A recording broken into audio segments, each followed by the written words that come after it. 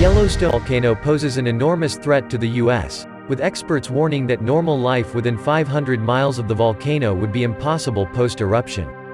Yellowstone is one of a dozen supervolcanoes on Earth, each at least 7 times more powerful than Mount Tambora, which produced the biggest recorded eruption in history.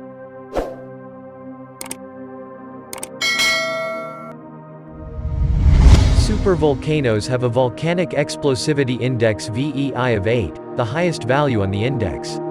In the past 2.1 million years, Yellowstone has erupted 3 times, the most recent having occurred roughly 640,000 years ago, and was 1,000 times bigger than the devastating Mount St. Helens eruption of 1980. The main feature of a supervolcano is the large magma chamber, an underground reservoir filled with hot, flowing rock.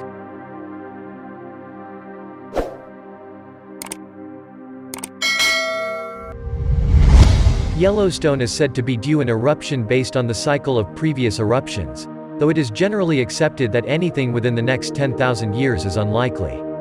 This has not, however, stopped fieldworkers modeling prospective eruptions, as explored during Naked Science's documentary, Supervolcanoes.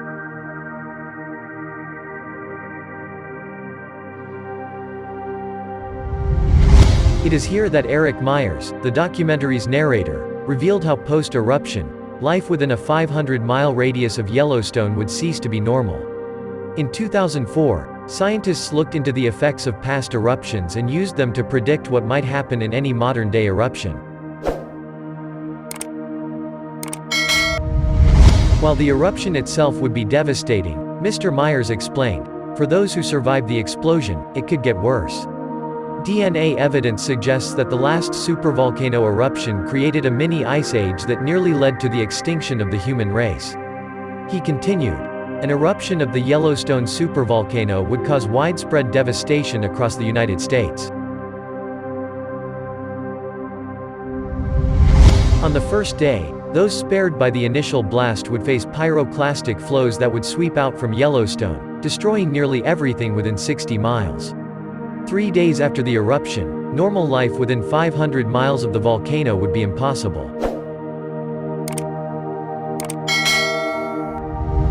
Within a week, the center of the U.S. would be buried under a thick carpet of ash, killing thousands with a painful lung disease.